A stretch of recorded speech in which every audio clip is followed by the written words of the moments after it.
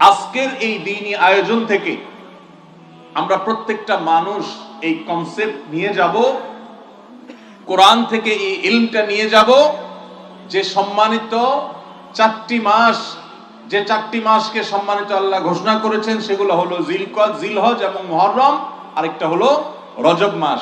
যেই রজব মাস শুরু হয়ে গেছে, মাত্র কয়েকটা দিন অতিবাহিত হলো, আমরা রজব মাসের মধ্যেই আছি।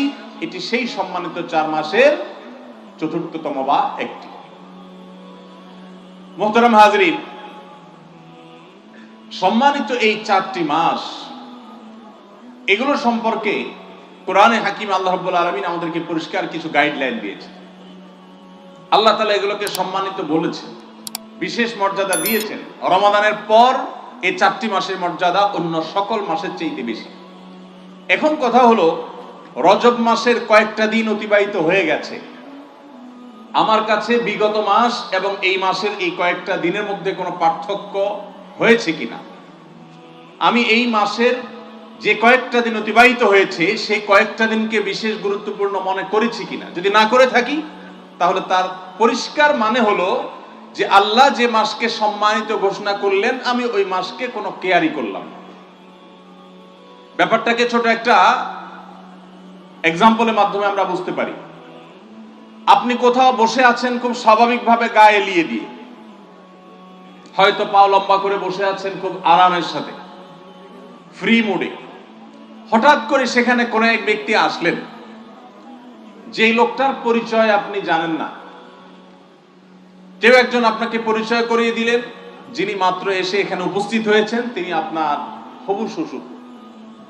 আপনি বিয়ে করবেন, যেখানে আলাপ সালাপ ফাইনাল হয়েছে বা হচ্ছে, কথা আগাচ্ছে, ইনি হলেন সে মেয়ের বাবা। এই কথা জানার পর যত অভদ্র যুবক হোক, যত সন্ত্রাসী যুবক হোক, যত খারাপ মানুষ হোক, একটু নড়ে চড়ে বসবে কি বসবে না? মানুষ সবচেয়ে বেশি ভদ্র সাজে কখন জানেন? মানুষের জীবনে সবচেয়ে বেশি ভদ্র সাজে কখন? বিয়ের সময়। বিয়ে পড়ানোর মজলিসে মানুষের যে চেহারা থাকে, যে হাবভাব থাকে, যে কাছুমুচু ভাব থাকে, এটা দেখে বোঝার কোনো উপায় নাই যে এটা কি মানুষ না সাক্ষাৎ ফেরেশতা। ঠিক না ভাই? ঠিক। এই জন্য দেখবেন এত ইনোসেন্ট, এত ভদ্র, মনে হয় যে একেবারে মাসুম চেহারা। সবচেয়ে বেশি ভালো মানুষ বা ভদ্র মানুষ, মানুষের চেহারা মানুষ ইচ্ছায় হোক অনিচ্ছায় হোক ফুটায় তুলে বিয়ের মজলিসে। তো সেই শ্বশুর যদি সামনে আসে, তাহলে তাড়াতাড়ি করে পাওটাও গোছায় নিয়া খুব আদব লেহাজের সাথে আসসালামু আলাইকুম এরকম করে সম্মান নিবেদন করবে, সালাম পেশ করবে। কারণ সে পরিচয় জানতে পেরেছে এই ভদ্রলোক সেই লোক যার মেয়ের সাথে তার বিয়ের কথা চলছে। তো পরিচয় জানার পর এই যে একটু নড়ে চড়ে বসলো, এটাই সম্মান দেওয়া, এটাই কি। আর যদি ওই একই মোড়ে বসে থাকে, সে থোড়াই কেয়ার না করে, কোন রকম নড়ে চড়েও না বসে, তাহলে ওই শ্বশুর মশাই নিশ্চয়ই মনে করবে এটা তো একটা আস্ত বেয়াদব। যে পাও লম্বা করে বসা ছিল এখন ওইভাবে বসা আছে, তার মধ্যে কোনো পরিবর্তন নাই, তাকে ভদ্র মানুষ মনে করবে না। এবার আসুন, আমরা যে আলোচনা আছি সেটার সাথে এটাকে আমরা মেলানোর চেষ্টা করি। রজব মাসের কয়েকটা দিন চলে গেছে। আপনি আমি গত মাসে আমাদের ইবাদত, আমাদের আমল, আমাদের কর্মকাণ্ড, আমাদের জীবনাচার সবকিছু যেভাবে ছিল, এই মাসে সম্মানিত মাস হওয়া সত্ত্বেও যদি এই মাসেও সেই ঠিক একইভাবে আমাদের রুটিন চলতে থাকে, ক্যালেন্ডার চলতে থাকে, আমাদের কর্মকাণ্ডগুলো চলতে থাকে, কোনো প্রকার পরিবর্তন যদি না আসে, নড়ে চড়ে যদি না বসি, পাও যদি গোটায় না বসি, তার মানে হলো আল্লাহ তাআলা যে মাসকে সম্মানিত মাস বলেছেন, সম্মান দিতে বলেছেন, সেই মাসের প্রতি আমি সম্মান প্রদর্শন করলাম না। সম্মানিত উপস্থিতি, এই পুরো প্যান্ডেলে এত হাজার মানুষের মধ্যে আমি নিশ্চিত করে ধারণা করতে পারি, বলতে পারি যে এর ভিতরে 2, 10 জন 20 জনও হয়তো বা নাই যারা সম্মানিত মাস রজব মাসের কয়েকটা দিন চলে গেছে আর একবারের জন্য মনেও হয়েছে যে একটা সম্মানিত মাস চলছে, আপনি যদি টেরি না পান যে সম্মানিত মাস চলছে, আপনি সম্মান দেখাবেন কোথায়? আপনি যদি নাই চিনেন যে এই ভদ্রলোক শ্বশুর, তাহলে আপনি তাকে সম্মান দেখাবেন কিভাবে? এই জন্য সবকিছুর আগে আমাদের জানতে হবে যে সম্মানিত মাসগুলো কখন আসে আর কখন যায়। আমাদের সম্মানিত মাসগুলো নিয়ে তেমন কোনো ভাবলেশ নেই। এগুলো কখন আসে যায় সেটা নিয়ে আমাদের তেমন কোনো মাথা ব্যথা যেন নেই, জানাশোনা যেমন নেই, আমাদের সেটা নিয়ে তেমন কোনো আগ্রহ উদ্দীপনা নেই।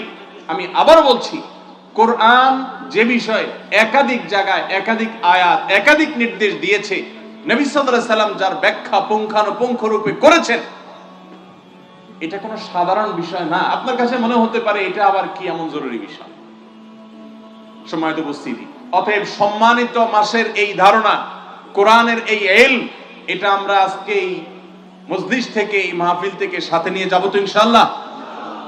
এবং প্রত্যেকে বাসায় গিয়ে নিজের পরিবারের সদস্যদের সাথে শেয়ার করব যে জানো আল্লাহ রাব্বুল আলামিন 12টি মাসের মধ্যে 4টি মাসকে সম্মানিত মাস ঘোষণা করেছেন। সেটা অমুক অমুক মাস, তার মধ্যে থেকে একটা মাস যেটাতে আমরা এখন প্রবেশ করেছি। অতএব আল্লাহর ঘোষিত সম্মানিত মাসের আর কিছু করতে না পারেন, সম্মানিত মাস যাচ্ছে এই কথা যদি আপনার মাথায় আপনি উপস্থিত করতে পারেন, একটু যদি সম্মানিত মাস যে আপনি পার করছেন সেই কথাটা যদি আপনি স্মরণে রাখতে পারেন, মনে রাখতে পারেন, তাহলে মনে মনে সম্মানিত মাসের প্রতি সম্মান প্রদর্শন করার কাজটুকু তো আপনি করতে পারবেন। অতএব আমরা এই ধারণাটা আমাদের মধ্যে ব্যাপকভাবে প্রচার করব, প্রসার করব এবং এই ধারণাকে আমাদের মধ্যে বদ্ধমূল করব, অন্যদের কাছে পৌঁছে দিব। এই হারিয়ে যাওয়া ধারণাকে আমাদেরকে নতুন করে প্রতিষ্ঠিত করতে হবে। আল্লাহ আমাদের সবাইকে সেই তৌফিক দান করুন। সম্মানিত উপস্থিতি, সম্মানিত এই 4টি মাসের বিশেষ কোনো কর্মসূচি আছে কিনা, বিশেষ কোনো আমল আছে কিনা, কোরআন হাদিসের কোনো বিশেষ গাইডলাইন আছে কিনা, আমরা সংক্ষেপে সেটি বলে যাই। নাম্বার 1, সম্মানিত মাসের সম্মান দেখানো, সম্মানিত মাসের প্রতি সম্মান প্রদর্শন করা, এটা হলো একটা বিষয় যে এই মাসের সম্মানিত মাস হিসেবে আমি সম্মান প্রদর্শন করছি। সেই প্রদর্শনটা মন থেকে হতে পারে যে একটি সম্মানিত মাস যাচ্ছে, আমি একজন মুসলমান হিসাবে আল্লাহ যে মাসকে সম্মান দিয়েছেন, আমি সে মাসের সম্মানের কথা আমার মাথায় আমি উপস্থিত রাখলাম, আমার স্মরণে রাখলাম, আমি মাইন্ডে রাখলাম। এটা হলো সম্মানিত মাসের সম্মান দেওয়ার একেবারে সাধারণ এবং প্রাথমিক পর্যায়। এটি আমরা করতে পারি প্রথমত। নাম্বার 2, সম্মানিত মাসগুলো সম্পর্কে ইমাম আবু বকর জাসসাস তার বিশ্ববিখ্যাত আহকামুল কোরআনে তিনি লিখেছেন যে এই মাসগুলোতে যদি কেউ আল্লাহর দেওয়া সাধারণ এবং রুটিন নির্দেশ, যেগুলো অন্য মাসেও প্রযোজ্য, যেমন 5 ওয়াক্ত নামাজ অন্য সময় পড়তে হয়, এই সময় পড়তে হয়, এরকম আরো যত আমল আছে, ভালো কাজ আছে, এগুলো যদি কেউ গুরুত্বের সাথে এই 4টি মাসে সম্পাদন করতে থাকে, আল্লাহ রাব্বুল আলামিন বাকি 8 মাসে সেটা সম্পাদন করাটা তার জন্য সহজ করে দেন। একইভাবে যদি কেউ এই সম্মানিত মাসগুলোতে আল্লাহর নিষিদ্ধ বিষয়গুলো থেকে বেঁচে থাকার জন্য আপ্রাণ চেষ্টা করে, বিশেষ যত্নশীল হয়, আল্লাহ রাব্বুল আলামিন তাকে বছরের অন্য সময়গুলোতে, অন্য মাসগুলোতেও সেই গুনাহ এবং হারাম থেকে বেঁচে থাকার তৌফিক দান করেন। ভাইরা আমার, তাহলে আমরা দ্বিতীয় করণীয়র প্রতি ইঙ্গিত পেলাম যে রুটিন যে কাজগুলো আছে এগুলো অন্য সময়ের চাইতে এই সময়টাতে বিশেষ গুরুত্বের সাথে করা। ধূমপান করা এমনিতেই খারাপ জিনিস, কিন্তু শ্বশুরের সামনে পান করা ডাবল খারাপ।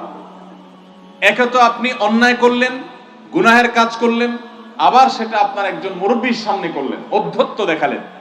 ঠিক একইভাবে আল্লাহ তাআলা যেসব বিষয়কে হারাম করেছেন, নিষিদ্ধ করেছেন, নাজায়েজ করেছেন, সেই বিষয়গুলো অন্য সময় করা তো নিষেধই, আর সম্মানিত মাসগুলোতে সেগুলো বিশেষভাবে লক্ষ্য রেখে সেগুলো থেকে বিরত থাকার কর্তব্য আরো বেশি, এর গুরুত্ব আরো বেশি। এবং সেগুলো যদি আমরা লক্ষ্য না রাখি তাহলে গুনাহ ডাবল হবে। এক হলো সম্মানিত মাসের সম্মান নষ্ট করা, আরেকটা হলো আল্লাহর অবাধ্যতায় লিপ্ত হওয়া।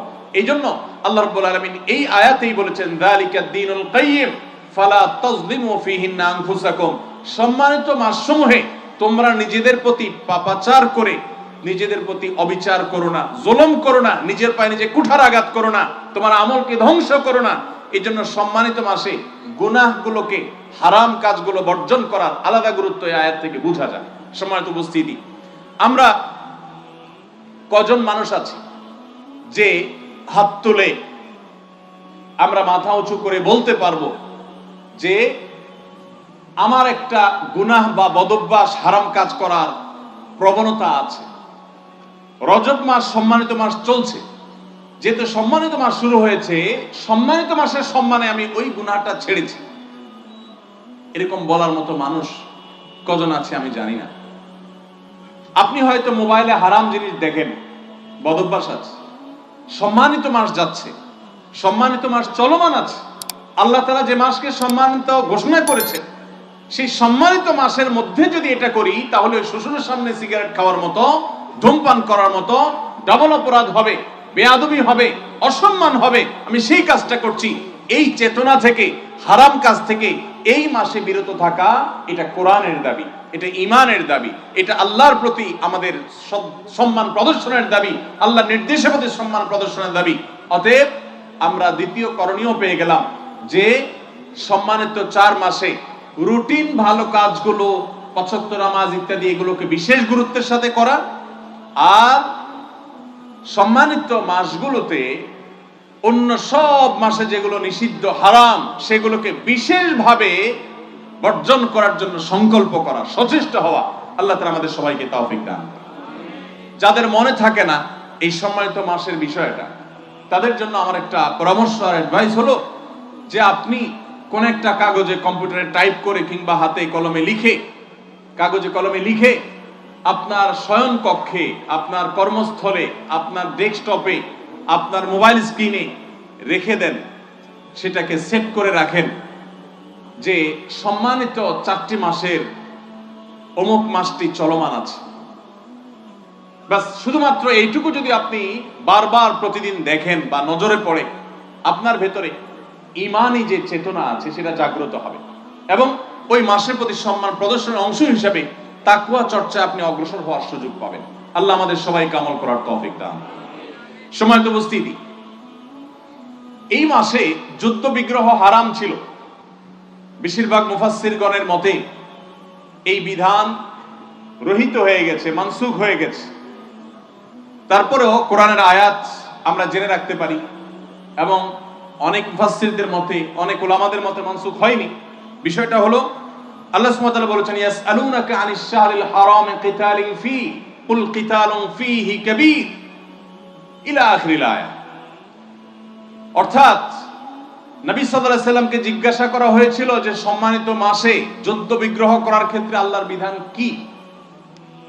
তখন আল্লাহ রাব্বুল আলামিন নবী সাল্লাল্লাহু আলাইহি সাল্লামের কাছে ওহী প্রেরণ করে জানিয়েছেন যে এই মাসগুলোতে যুদ্ধ বিগ্রহ করা এটা হারাম, আল্লাহর পথ থেকে মানুষকে বাধা দান করা শামিল। এই মাসগুলোতে আগ বেড়ে যুদ্ধ করা যাবে না। হ্যাঁ, যদি তোমাদের প্রতি যুদ্ধ চাপিয়ে দেওয়া হয় তখন রক্ষণাত্মক যুদ্ধ করতে পারবে। এই বিধানটা বেশিরভাগ মুফাসসিরদের মতে, উলামাদের মতে রহিত হয়ে গেছে।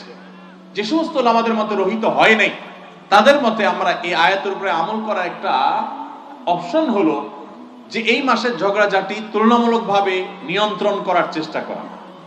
আমরা কেউ যোদ্ধা নই, সরাসরি যুদ্ধে শামিল হওয়ার মতো সৈনিক আমরা কেউ বর্তমানে নই।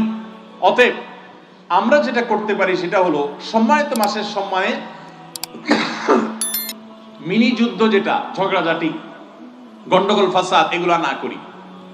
অথচ আমাদের সমাজে ঝগড়াঝাটি, গন্ডগোল, ফাসাদ এটা আমাদের সবচেয়ে প্রিয় কাজগুলোর একটি। সব সময় আমরা করে থাকি। কখনো ধর্মের নামে করি, কখনো রাজনীতির নামে করি, কখনো বিভিন্ন নামে বেনামে করি, কিন্তু আমরা বিভিন্নভাবে ঝগড়ার সাথে সম্পৃক্ত।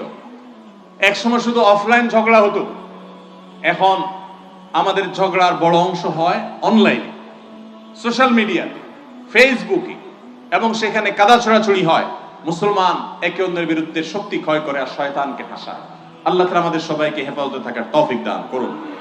সম্মানিত উপস্থিতি, তাহলে সম্মানিত মাসের কয়েকটি করণীয় সম্পর্কে আমরা ধারণা পেলাম, সেই সাথে আমরা এও জানলাম সম্মানিত মাসগুলোর স্পেশাল বা আলাদা কোনো নতুন কোনো করণীয় নাই, নতুন কোনো কর্মসূচি বা আমল নাই যেটা অন্য মাসে প্রযোজ্য নাই। রুটিন কাজগুলাই এই মাসগুলোতে একটু স্পেশাল গুরুত্বের সাথে করা, আর রুটিন নিষিদ্ধ বিষয়গুলোই বা অন্য সময় যেগুলো নিষিদ্ধ সে বিষয়গুলোই এই মাসে বিশেষ যত্নের সাথে বর্জন করার চেষ্টা করা। বাস এটা হলো আমাদের সবচেয়ে বড় কর্মসূচি। আল্লাহ আমাদের সবাইকে আমলের তৌফিক দান করুন। সম্মানিত উপস্থিতি, রজব মাস উপলক্ষে আরবের মুশরিকদের মধ্যে একটি বিশেষ প্রথা প্রচলিত ছিল, কুসংস্কার প্রচলিত ছিল, শিরক প্রচলিত ছিল। আর সেই শিরকটাকে বলা হয় আতিরার শিরক। বুখারীতে নবী সাল্লাল্লাহু আলাইহি সাল্লাম ফরা এবং আতিরা সম্পর্কে ধারণা দিয়েছেন।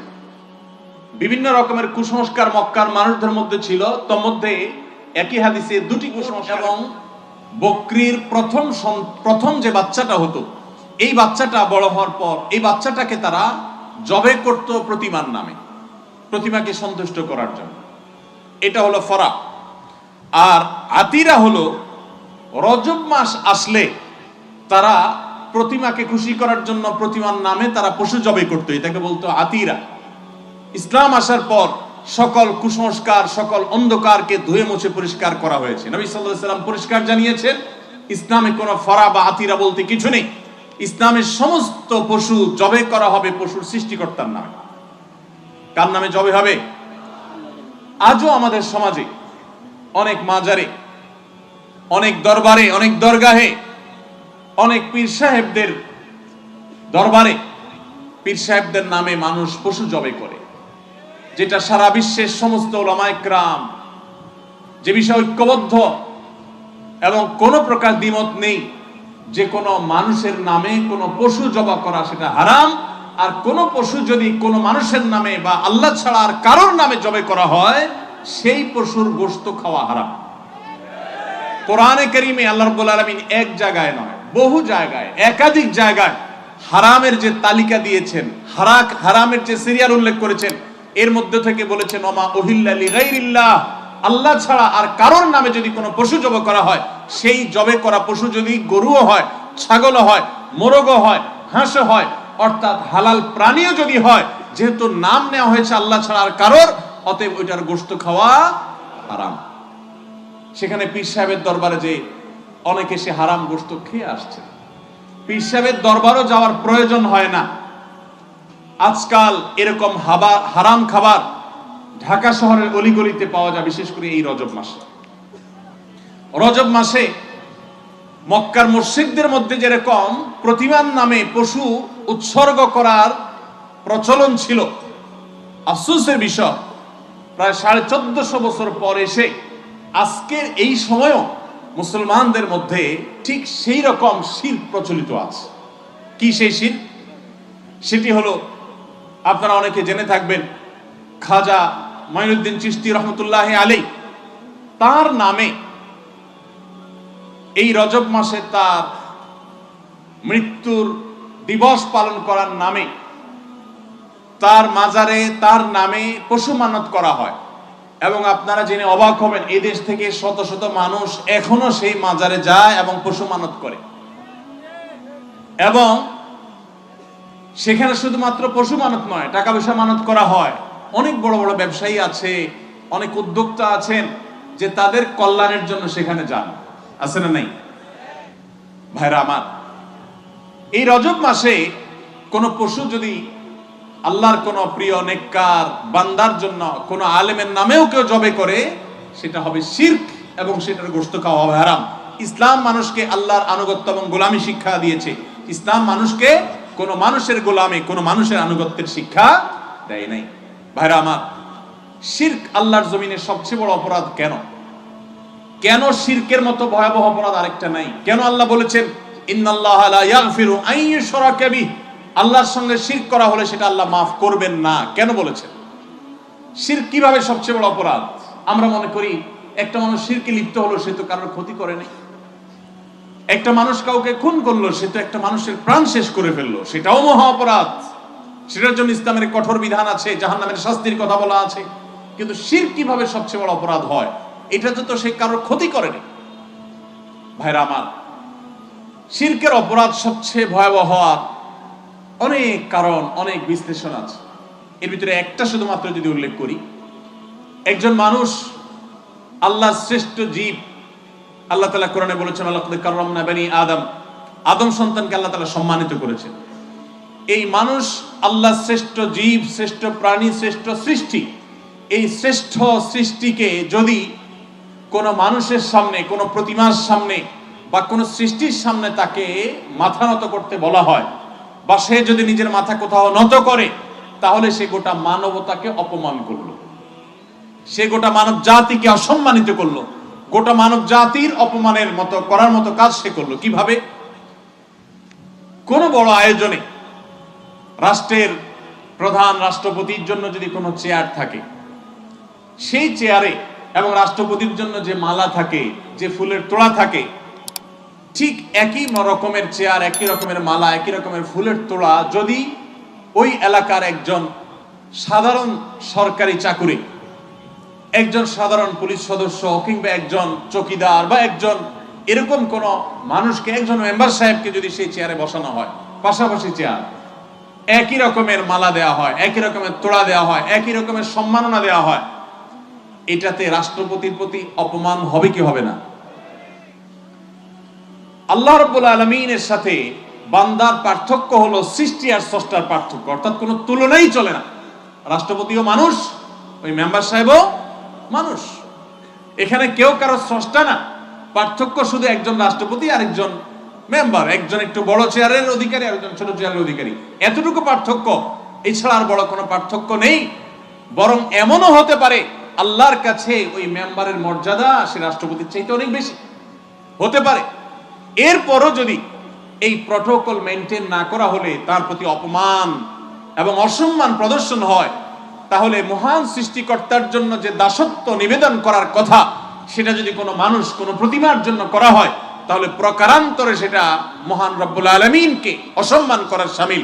এবং গোটা মানব জাতিকে যে আল্লাহ মর্যাদাপূর্ণ করেছেন, যে মানুষ কারোর সামনে নত হবে না, শুধু মহান সৃষ্টিকর্তার সামনে হবে, এই মানুষকে এক সাধারণ ক্ষুদ্র সৃষ্টির সামনে নত করে গোটা মানব জাতিকে অপমান করা হয়।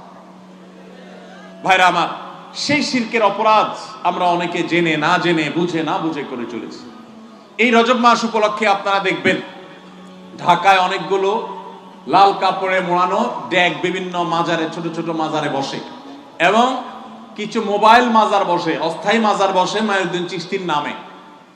দেখবেন লেখা আছে মাইনুদ্দিন চিশতির মাজার বা মাইনুদ্দিন চিশতির ড্যাগ, ড্যাগের উপর লেখা আছে মাইনুদ্দিন চিশতি রহমতুল্লাহি আলাইহি কোথায়, আর বসানো হচ্ছে ওনার নামে ড্যাগ, এবং সেখানে টাকা পয়সা তোলা হচ্ছে, সেখানে আপনার বিভিন্ন রকমের নজর মান্নত সিন্নি করা হচ্ছে, সেখানে নানা রকমের ধুমধামে ঢোল তবলা বাজিয়ে বিভিন্ন রকমের আয়োজন করা হচ্ছে।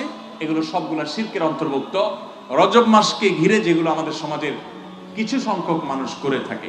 আল্লাহ রাব্বুল আলামিন আমাদেরকে ইসলামের মতো সুমহান, এত সুন্দর জীবন দর্শন, এত চমৎকার জীবন আদর্শ দিয়েছেন যে কোনো কুসংস্কারের ন্যূনতম কোনো অবস্থান, কোনো সুযোগ এই ইসলামে নেই। কোনো অন্ধকারের কোনো সুযোগ কোনো জায়গায় ইসলামে নেই।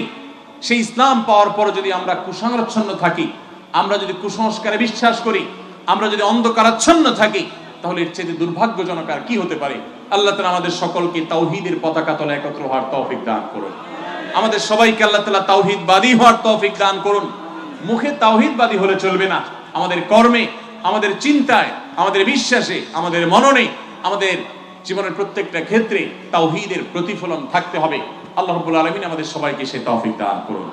সম্মানিত উপস্থিতি, তাহলে সম্মানিত 4 মাসের যে ধারণা সমাজে অনেকটা হারিয়ে গেছে, সে ধারণাকে আমরা পুনর্জীবিত করব, অন্যদের মধ্যে প্রচার করব। নিজে মরণ পর্যন্ত প্রতি বছর কখন কোন মাস আসছে আমরা জানবো, লক্ষ্য রাখবো। বিশেষ করে হিজরি বর্ষের মাসের আগমন গমন কখন আসে কখন যায়, সেটি আমাদের মাথা রাখা কর্তব্য। অথচ বেশিরভাগ মানুষ আমরা জানিও না যে হিজরি বর্ষের কোন মাস এখন চলছে, কোন মাস গেছে, কোন মাসের কত তারিখ, ন্যূনতম কোনো খোঁজ খবর আমাদের নাই। এটা আমাদের উপরে ফরজে কিফায়া। যদি সমাজের কিছু মানুষও যদি হিজরি সনের গণনা না সংরক্ষণ করেন, তারিখ সংরক্ষণ না করেন, গোটা সমাজের সমস্ত মানুষ গুনাহগার হবে। আমাদের দেশে এখন এই চাঁদ দেখার দায়িত্ব, হিজরি সনের সন গণনা, তারিখ গণনার দায়িত্ব আমরা সবাই দিয়ে দিয়েছি জাতীয় চাঁদ দেখা কমিটির উপর। ঠিক না ঠিক? অন্য সময় তো বটেই, এমনকি রমজানের চাঁদ, ঈদের চাঁদ পর্যন্ত আমরা দেখি না, আমরা দায়িত্ব দিয়ে রাখছি তাদের উপরে, তারা দেখবে। চাঁদ দেখা কমিটির লোকেরা, জনগণ তাদেরকে দেখে সংবাদ দিলে সেই আলোকেই তো তারা বলবে যে চাঁদ দেখা গেছে বা যায় নাই। এখন সারা দেশে মানুষ যদি আমরা চাঁদ দেখা ছেড়ে দেই, তাহলে বেচারারা চাঁদ দেখার নিউজ কোত্থেকে আনবে? এই জন্যই তো রাত 10টা 11টা 12টা চাঁদ উঠে, কারণ আমরা তো সময় মতো নিউজ দিতে পারি না ভাইরা আমার। এই জন্য চাঁদ দেখা এটা একটা ইবাদত, এটা একটা সওয়াব। আমরা এগুলোকে সওয়াবের কাজ মনে করি না। চন্দ্রবর্ষের 29 তারিখে পশ্চিম আকাশে চাঁদ তালাশ করবেন, চাঁদ উঠছে কিনা। আপনি যদি দেখতে পান তাহলে দোয়া পড়বেন, আল্লাহুম্মা আহিল্লাহু আলাইনা বিল ইয়ুমনি ওয়াল ঈমান ওয়াস সালামাতি ওয়াল ইসলাম রব্বি ওয়া রাব্বুকাল্লাহ। হে আল্লাহ, এই যে নতুন একটি চাঁদ দেখা গেল, এই মাসে আপনি আমাকে বরকত এবং ঈমানের সঙ্গে এই মাসে আমার জীবনকে অতিবাহিত করার, মাসটাকে কাটাবার তৌফিক দান করুন। এই মাস বরকতময় করে দিন, ঈমান দিয়ে এই মাসে আমার পরিপূর্ণ করে দিন এবং শান্তি সমৃদ্ধি দান করুন, ইসলামের উপরে থাকার তৌফিক দান করুন। হে চাঁদ, তোমার এবং আমার রব এক আল্লাহ। এই দোয়া কত অর্থবহ, কত চমৎকার একটা দোয়া। এই দোয়া নিবেদন করা সুন্নাত। এই পুরো মজলিসের মধ্যে যদি জিজ্ঞাসা করা হয়, আমি জিজ্ঞেস করতে চাই, গত 2 4 6 মাসের মধ্যে চাঁদ দেখে দোয়া পড়ছেন, 6 মাস দরকার নাই, গত 1 বছরের মধ্যে চাঁদ দেখে দোয়া পড়ছেন, এরকম কেউ থাকলে একটু হাত তোলেন। প্রশ্ন বুঝছেন না বুঝেন নাই? না বুঝে হাত তুলছেন, হাত নামান। সামনে করবেন সেটা আমি বলি নাই, গত 1 বছরে চাঁদ দেখে এই দোয়াটা পড়ছেন যারা, তারা হাত তোলেন। সবাই দোয়া পড়ছেন? মাশাআল্লাহ, মাশাআল্লাহ। আল্লাহর বান্দারা এখনো আছে, মাশাআল্লাহ। আল্লাহ তাআলা আপনাকে তৌফিক দান করুন। কই দোয়ার বই কই? আসেন এদিকে আসেন, আপনি একটা পুরস্কার দেই। আসেন, আপনি এটা আমল করেছেন, যে আমলটা হারিয়ে গেছে সমাজ থেকে, আপনাকে পুরস্কৃত করতে চাই, সম্মানিত করতে চাই। আমরা সবাই ইনশাআল্লাহ চাঁদ তালাশ করব তো ভাই? ইনশাআল্লাহ। সবাই চাঁদ তালাশ করেন আপনারা, কিন্তু সেটা আকাশে না। কোথায়? ফেসবুকে। চাঁদ তালাশ করেন কোথায়? ঈদের চাঁদ দেখা গেল কিনা, রমজানের চাঁদ দেখা গেল কিনা, চাঁদ দেখা কমিটি মিটিং হয়েছে কিনা, মিটিং হলে সিদ্ধান্ত কি আসলো, এটা। আপনি সোশ্যাল মিডিয়াতে খবর রাখেন, দোষের নাই, বিষয় না, কিন্তু আপনি তো আকাশের চাঁদ তালাশ করবেন। আল্লাহ আমাদের সবাইকে তৌফিক দান করুন। আমরা সবাই চেষ্টা করবো তো ইনশাআল্লাহ। শহরের মানুষের তো কপাল এত খারাপ যে চাঁদ আকাশে তালাশ করা তাদের জন্য কঠিন হয়ে গেছে, কারণ বিল্ডিং ছাড়া কিছু দেখা যায় না। তারপরও ছাদে উঠে উন্মুক্ত মাঠে গিয়ে আমরা তালাশ করব। আমরা আমাদের ছেলেবেলায়, আমাদের শৈশবে গ্রামের রাস্তায় গিয়ে চাঁদ তালাশ করেছি। এখন গ্রামেও নাই, সব টেলিভিশন আর মোবাইলে চাঁদ দেখে। তো আপনারা এই হারানো ইবাদত, এই আমলকে পুনর্জীবিত করবেন তো ইনশাআল্লাহ। চাঁদ দেখে যদি দোয়া পড়তে পারেন তাহলে তো সওয়াব পাবেন, সুন্নাত জিন্দা হবে। আর যদি চাঁদ দেখার চেষ্টা করে চাঁদ দেখতে না পান, তারপরও আপনি চেষ্টা করেছেন চাঁদ দেখার, সেজন্য আপনি সওয়াব পাবেন ইনশাআল্লাহ। কি নাম আপনার? ওয়ালাইকুম আসসালাম। মাশাআল্লাহ। কি করেন আপনি? আচ্ছা, আল্লাহ তাআলা আপনাকে সুদী প্রতিষ্ঠান থেকে বেঁচে থাকার তৌফিক দান করুন। আমিন। আমি জানি না আপনি কি প্রতিষ্ঠানে আছেন না আছেন কোথায়, আমার শুধু নসিহত থাকলো, সেটার উপর আপনি আমল করবেন। আর দোয়াটা আপনি একটু আবার একটু বলেন, আল্লাহুম্মা আহিল্লাহু আলাইনা বিল ওয়াল ঈমান ওয়াস সালামাতু ওয়াল ইসলাম। আপনি এই মাসে পড়ে এই মাসে ভুলে গেলেন কিভাবে? না ভড়কায় গেছেন এটা মানুষ সামনে, কিন্তু আপনি পড়ছেন, এটা বোঝা গেছে। মাশাআল্লাহ। জান, আমার লেখা 2টা বই আপনাকে হাদিয়া। ওমরা কিভাবে করবেন, ওমরা করছেন জীবনে? করেন নাই? আপনি সব এলোমেলো হয়ে যাচ্ছে, ভয়ের তোর কিছু নাই তো। আল্লাহ তাআলা আমাদের এই ভাইয়ের জন্য দোয়া করি, আল্লাহ তাআলা ভাইকে বাইতুল্লাহর জিয়ারতের তৌফিক দান করুন। আমিন। আমাদের সবাইকে আল্লাহ তাআলা বাইতুল্লাহ জিয়ারতের তৌফিক, আমিন, বারবার যাওয়ার তৌফিক দান করুন। আমিন। বাইতুল্লাহর জিয়ারতের যে তৃষ্ণা, এটা যে একবার করে, এই তৃষ্ণা তার আরো বাড়তে থাকে, আরো বাড়তে থাকে। যে না গেছে সে বুঝবে না যে এই তৃষ্ণা কি জিনিস। আমি তাজমহল গিয়েছি, পৃথিবীর অনেক বড় বড় জায়গায় যাওয়ার সুযোগ আমার হয়েছে। আমাকে যদি কেউ এখন পয়সা দিয়া বলে যে আপনাকে ফাও নিয়ে যাব, আরো উল্টা টাকা দেব। আমার তো মনে হয় আমি দ্বিতীয়বার দেখতে যাব না, দেখছি তো, আর দেখার কি আছে। কিন্তু বাইতুল্লাহ, মক্কা মদিনা, মসজিদে হারামে, মসজিদে নববীতে বারবার যাওয়ার পরও মানুষের তৃষ্ণা আরো বেড়ে যায়। ইব্রাহিম আলাইহিস সালামের দোয়া আল্লাহ কবুল করেছেন। তিনি 4500 বছর আগে দোয়া করে গেছেন যে আল্লাহ, এই মক্কার প্রতি মানুষের প্রাণ যেন এটার প্রতি আকৃষ্ট হয়, মানুষ যেন এটার প্রতি আকৃষ্ট হয়, মানুষের মনটা যেন এখানে লেগে থাকে, সেই দোয়া আল্লাহ তাআলা কবুল করেছেন। তো আমরা দোয়া করি আল্লাহ তাআলা সবাইকে বারবার বাইতুল্লাহ যাওয়ার তৌফিক দান করুন। আরেকটা বই হলো রাসূলুল্লাহ সাল্লাল্লাহু আলাইহি ওয়াসাল্লামের সকাল সন্ধ্যার দোয়া ও জিকির। আমল করবেন, মুখস্থ করবেন ইনশাআল্লাহ। জাযাকুমুল্লাহ খাইর। না, এটা ঠিক করেন নাই, এটা ভুল করছেন। বলে দিই, আপনি যেহেতু করছেন আপনাকে শোনাই দিই, শুনেন। নবী করিম সাল্লাল্লাহু আলাইহি সাল্লাম সালাম দেওয়ার সময় সাহাবীরা জিজ্ঞাসা করছেন, ইয়া রাসূলুল্লাহ, সালামের সময় আমরা মাথা ঝোঁকাবো কিনা? নবী সাল্লাল্লাহু আলাইহি সাল্লাম বলছেন, লা, মাথা ঝোঁকানো যাবে। এ মাথা শুধু ঝুঁকবে কার সামনে? আর কারোর সামনে ঝুঁকবে যারা বিভিন্ন মতবাদ, বিভিন্ন বাদ, বিভিন্ন দল, বিভিন্ন গোষ্ঠী, বিভিন্ন স্বার্থের কাছে মাথা নত করে। এরা তো দুনিয়ার গোলাম। আমরা সবাই কার গোলাম? আল্লাহ। আমাদের এই মাথা, আমাদের এই শির শুধু নত হবে এক সত্তার কাছে, তিনি কে? আল্লাহ। অতএব এই মাথা কারোর সামনে ঝুঁকানো যাবে না, সালাম হবে স্ট্রেট। ওয়ালাইকুম আসসালাম, জাযাকুমুল্লাহ খাইর। আপনার উসিলা একটা জিনিস আমরা শিখে ফেললাম, শুকরান। ভাইরা আমার, তাহলে ইনশাআল্লাহ রজব মাসের এবং সম্মানিত মাসের এই ধারণাগুলো আমরা সবাই সমাজে বিস্তার করব তো ইনশাআল্লাহ। আল্লাহ তাআলা আমাকে, আপনাকে, আমাদের সবাইকে আমলের তৌফিক দান করুন।